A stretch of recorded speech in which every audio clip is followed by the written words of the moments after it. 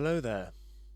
Chapter 1 on this week's series of videos. Oh wait a minute, I've got visual feedback. Whoa. That's enough of that. Welcome, hi there. So this is the first chapter of today's video for Sound and Music for Media. First things first, we're just going to recap on the setup and your workflow in Logic, focusing on sound for film, although it applies for sound for media too. Okay, templates. I very much like to use templates. It's useful, it's quicker than having to set a load of stuff up every time yourself. I mean, it's like a total no-brainer to me, and professionally it's the way to go. Feedback. Now you'll notice I have something here called Film Music Template. Open that up and let's see what's in there.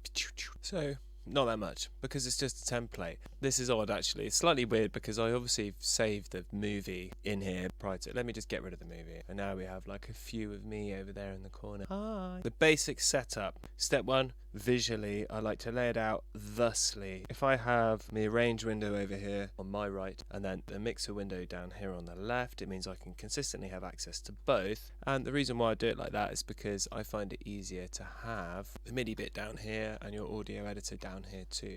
This way, I've got everything I need on the screen ready. In this area here where currently there's a couple of my face, hi, I would have the movie window constantly open right there. So bish bash bosh, it's all ready to rock. I've also booted up a load of sort of standardized sort of instruments that I might use.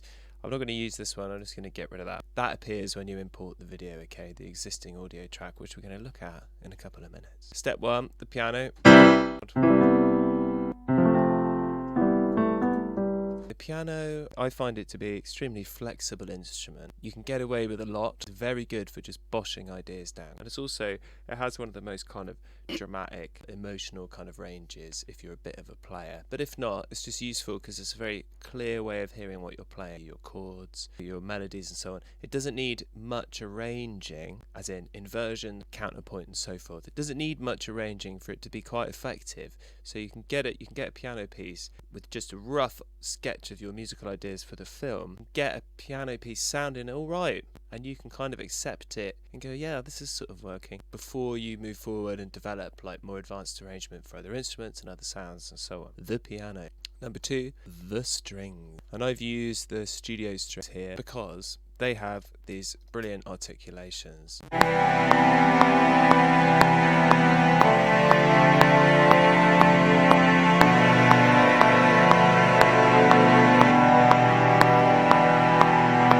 So that's just a standard sustainy sound.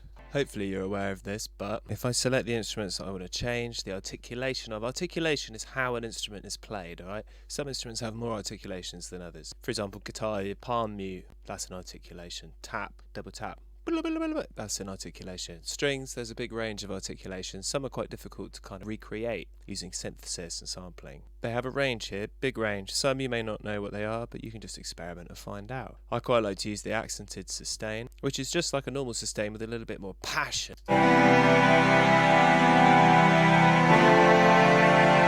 In many ways though, I prefer stuff like this.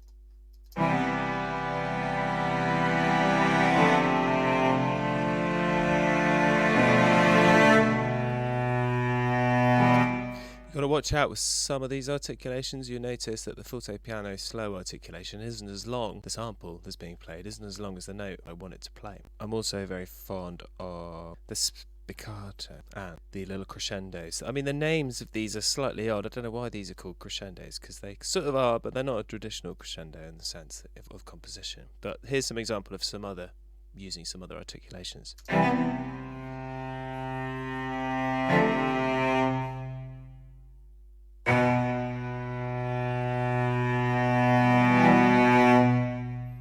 There's so much more emotion already. So strings, I use the studio strings because the articulations are really useful to add some sort of quick flavour and get something that's more rewarding when you're composing rather than that flat kind of string sound, which can be kind of a bit boring. Oh, it sounds a bit rubbish. And also because strings and piano, I mean, strings are the most flexible of the orchestral sections and obviously very, very common in film music. Excellent for a range of things. You can pad out with them, you can lead with them. I've got them there because I'm probably going to use them.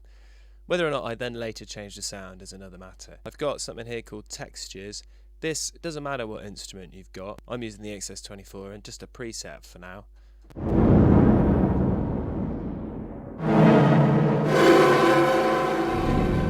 I mean, you're familiar with these sounds. Texture. Texture is just another word for kind of atmosphere. It's something that's kind of potentially musical, potentially not. Sound effectsy, it crosses over, and you can use it to just fill in the gaps, pad in the gaps, and add some otherworldliness. For example, let me just find another one of these random textures. As we know, when we use the library of sounds, it just like changes whatever, you know, instrument you happen to have here. Lucid Dream, something that's a bit softer.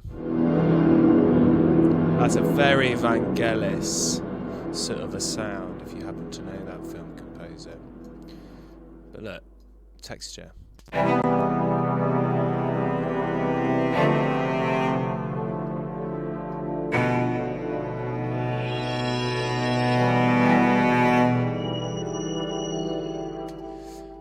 Otherworldliness, just by copying the same, you know, I just basically put this here as a template, as a starting point, and I will potentially just use the sounds that appear in the library under cinematic textures, but also any other presets, or of course you can just hop into whatever you add your own synth, whatever you like, and just go from there. Motion sequences. In many ways, I could call this sort of motion synthesis because that's what it is. So this is stuff that's going to go chaka-bucka, etc. Those sorts of strange noises. Yeah, motion synthesis, very good. So percussion is great for like building tension and also for like stabs and stuff, but it's often quite difficult. I mean, you don't necessarily want to use like a drum kit because it's too kind of obvious. When you're playing film music, in many ways you want it to kind of sink into the background. If there's blatantly a drummer just drumming out, then it kind of can pop people out of the place they're in the film. There are some good examples of, for example, Birdman, great film, which had pretty much a solo acoustic drum performance for the entire film. Very odd, very interesting, and very effective. And at one point, actually, he walks past the drummer in the corridor, and it suddenly kind of places it and ties it into the film better. But normally, we're looking at stuff that is a bit more synthy and has some motion in it, and you can change the tempo of that, and usually you'll be running LFO filters or whatever, so you can change all those parameters and get some real flexibility.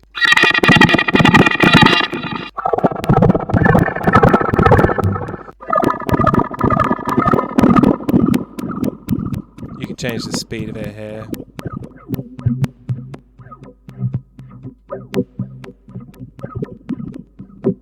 It's kind of like texture, but it has a bit of rhythm.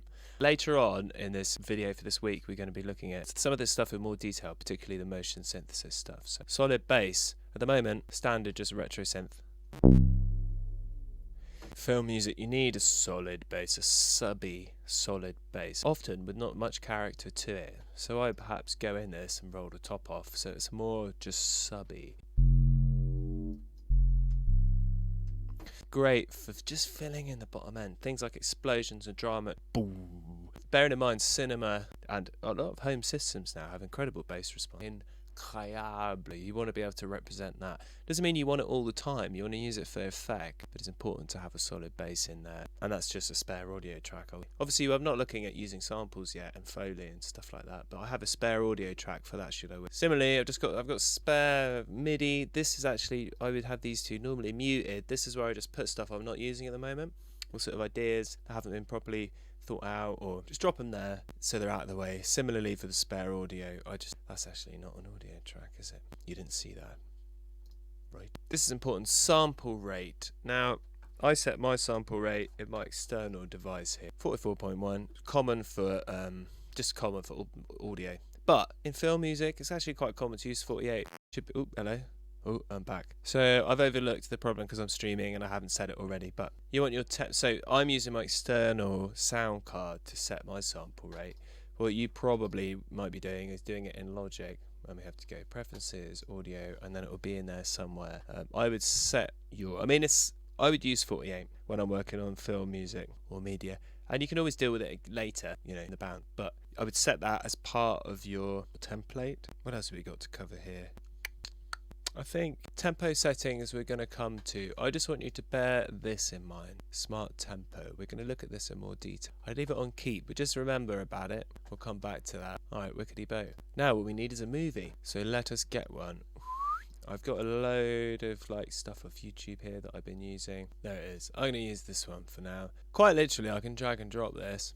And I'll show you the sorts of questions that it was likely to ask. Draggy, droppy, rainbow wheel of thought. Yes, I would like to open the movie. Thank you very much. I'd also would like to extract the existing audio. This is not only because I may not wish it. This is a good way to essentially, you can if you don't need the dialogue and the sound effects, or if there is no dialogue, for example, in the clip you've got, you can do this and then just mute the audio and it works. Delete the audio once it's been extracted. But for me, also, you want it on a separate track because you want to be able to mix it, apply effects to it. So yes to both of those. You also may be asked about the frame rate, which I've not been asked. If you are asked about the frame rate, always go with the one in the movie that you've just imported. Ka-ching. So, like I said, I'd put that up there so that it's always there, so I can see what I'm doing. So now, this is my setup. I'm done. There is something else that I would do straight away to this movie. First, I'd rename that as just like sort of existing audio. Sometimes we work late at night, don't we, us producers, and I might be like, what? So I might as well name stuff. Let's just arbitrarily see what my random string thing sounds like when it's added.